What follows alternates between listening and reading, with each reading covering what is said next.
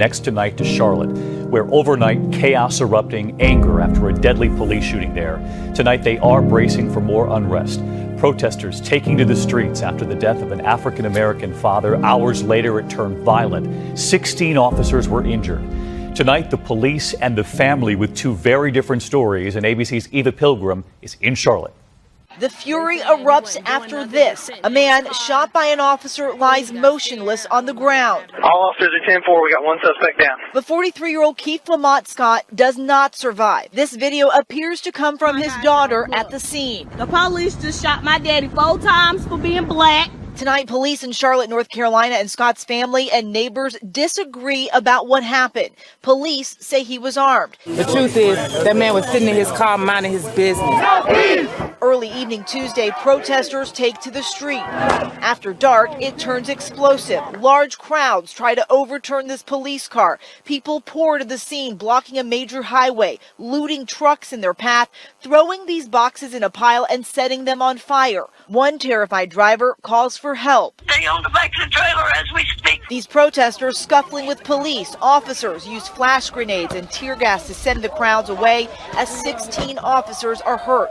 Tonight, authorities identifying the officer who fired the shot as Brentley Vinson, also African-American and now on paid leave. Police admitting tonight that Scott wasn't the person they were looking for, but say when they came upon him, they were forced to shoot. Mr. Scott exited his vehicle armed with a handgun as the officers continued to yell at him to drop it. Police say they later recovered that gun. Our affiliate WSOC obtaining this photo of a gun recovered at the scene. But Scott's family tonight still has many questions. The son was in school. He was waiting on his son. He was getting on off the bus.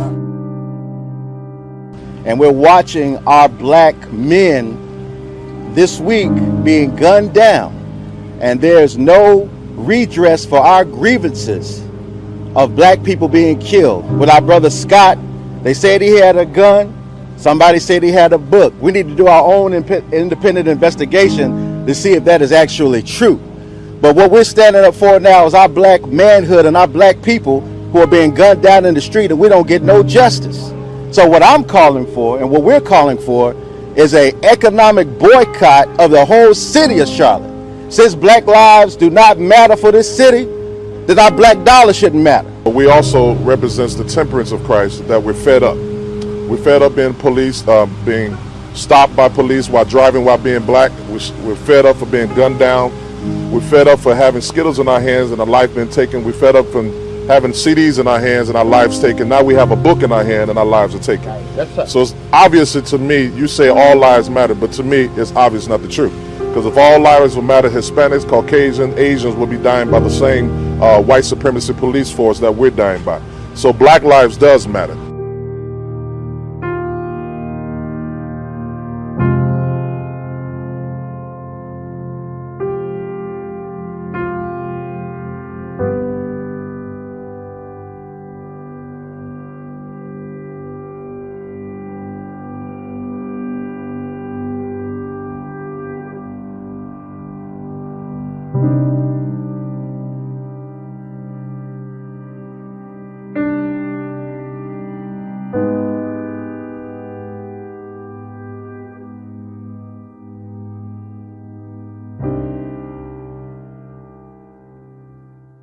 States are suing the Obama administration for its new law on overtime pay, and their argument's deeper than it's bad for business. Quick refresher. President Barack Obama signed a law in May that roughly doubled the cap for salaried workers. Anything above that salary, and the employer doesn't have to pay extra for work done beyond 40 hours a week. The issue for these states isn't just businesses shouldering more costs, though. Government workers earning less than the new salary cap will qualify for overtime, too. The state's lawsuit claims future presidents can adjust the cap as high as they want, with the chance of wiping out state budgets. And in doing so, these states would rely more on federal funds, which the government can sometimes withhold until the state puts in policies the Fed wants. Texas gave notice on Wednesday that it was withdrawing from participating in the U.S. Office of Refugee Resettlement's program, citing security concerns after failing in federal court to halt the inflow of Syrian refugees into the state.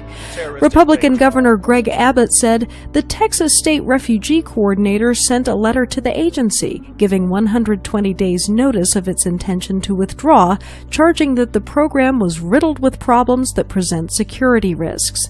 The U.S. Justice Department has argued in court filings that the federal government sets policies for international immigration, and states do not have the authority to halt federal plans. Since January 1st, 2011, there have been 1,104 Syrian refugees resettled in Texas. Well, right now, a Texas school district posting signs reading this: "Attention, please be aware that the staff at Medina ISD may be armed and will use whatever force is necessary to protect our students."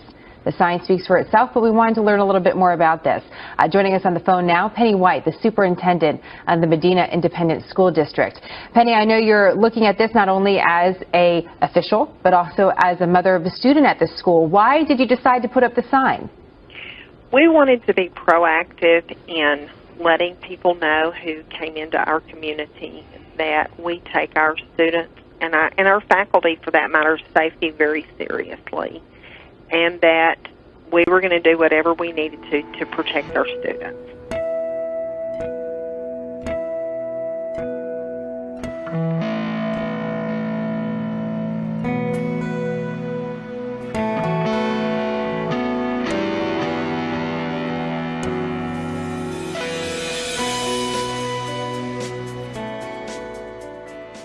Police tape secured a large area of the Walmart parking lot after a store employee reported a suspicious-looking package on the ground.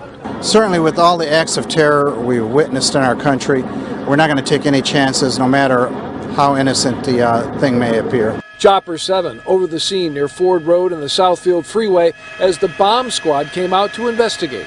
It's a pressure cooker. It looks to be a suitcase in a box, somehow fashioned all together.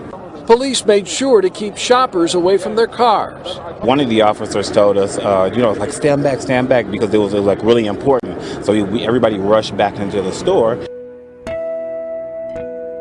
Greg and Rosanna, good morning to you. So this suspicious package was left in the middle of the block here on 42nd between 7th and 8th Avenues, right in front of that McDonald's. I want to show you the scene right now. The police actually came over to us because we were reporting on a different story and urgently asked us to get out of the way and evacuated anyone who was in front of these buildings. They have completely shut down 42nd Street between 7th and 8th Avenues at this hour. They even woke up some of the homeless who were sleeping in front of the movie theater, getting everyone out of this, out of the way. As of right now, we're told it is a suspicious package in front of that McDonald's. Again, they have closed down this entire area, and you can see everyone sort of gathering here now on 42nd between 7th and 8th. They've also shut down the subway area, not allowing anyone to go down to the ACE, the NQR, the 1, 2, 3, and 7 lines. Of course, this is a main hub for those getting on the subway and around the city. But as you can see right now, a very heavy police presence here on 42nd. An Israeli official said an attacker who tried to storm the Israeli embassy in the Turkish capital has been captured. According to a spokesman for Israel's foreign minister, the attacker was apparently armed with a knife. Turkish private broadcaster NTV said the incident happened as two people tried to enter the embassy in Ankara. Turkish police said the assailant shouted Allahu Akbar, or God is greatest, outside the embassy building before he was shot in the leg and wounded by a local security officer. It was not immediately clear if there was a second would-be attacker. Turkish media reports had initially suggested there had been two. The Ankara governor's office said in a statement that the attacker, who appeared to be mentally unstable, had ignored a police warning to stop.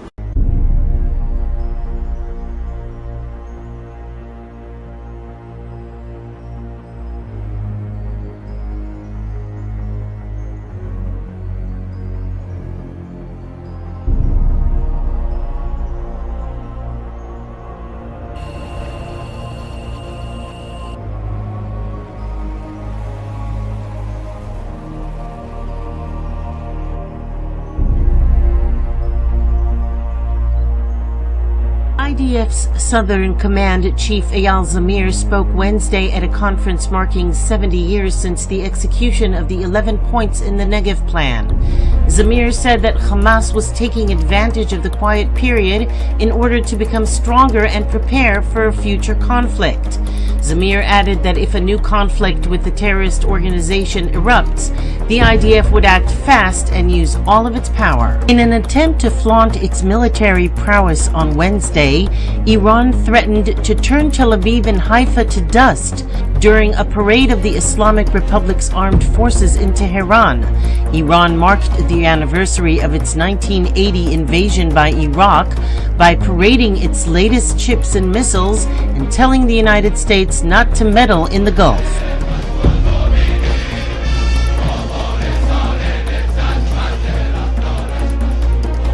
Iran has displayed two newly unveiled missiles in the Wednesday military parades, including the latest Iranian missile system dubbed Zolfar.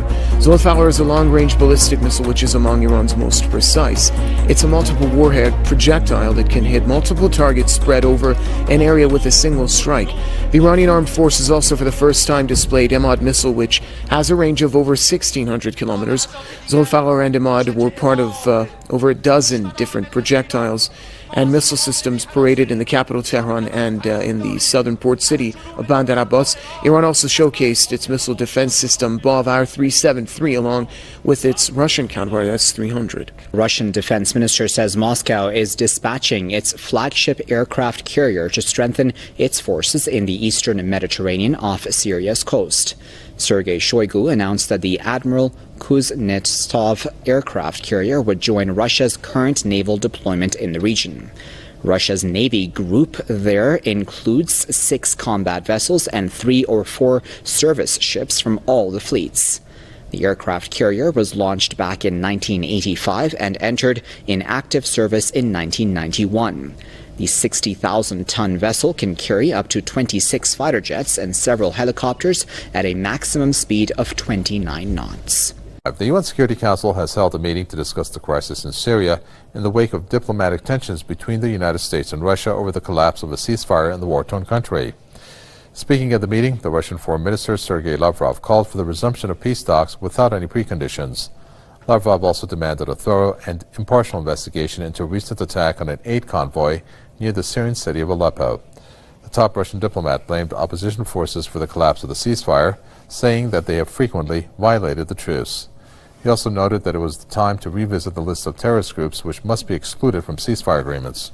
World leaders are meeting at the UN General Assembly in New York to discuss for the first time how to tackle the problem of superbugs. In fact, we're meeting today at the United Nations to discuss the health crisis.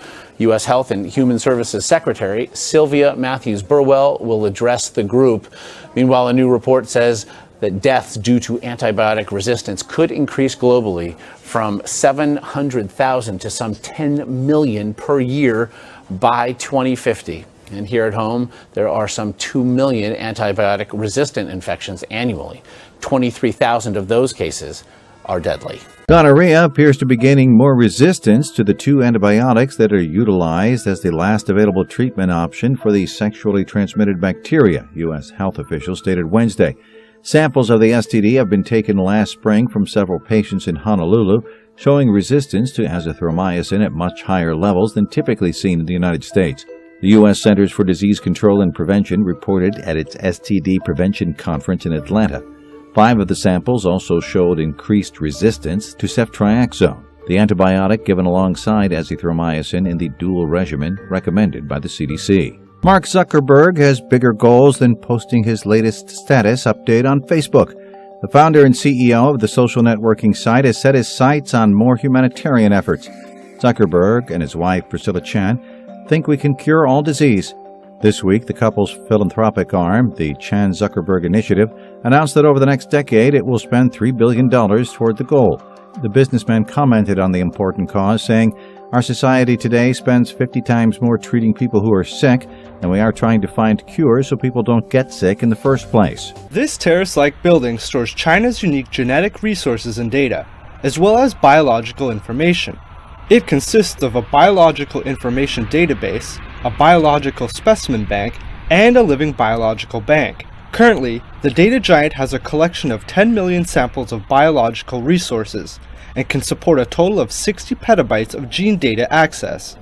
If a video file is 500 megabytes, for example, then that amount is equal to nearly 130 million copies of that video. Genetic resources are national strategic resources and are key to a country's performance in the future competition of a bio-based economy.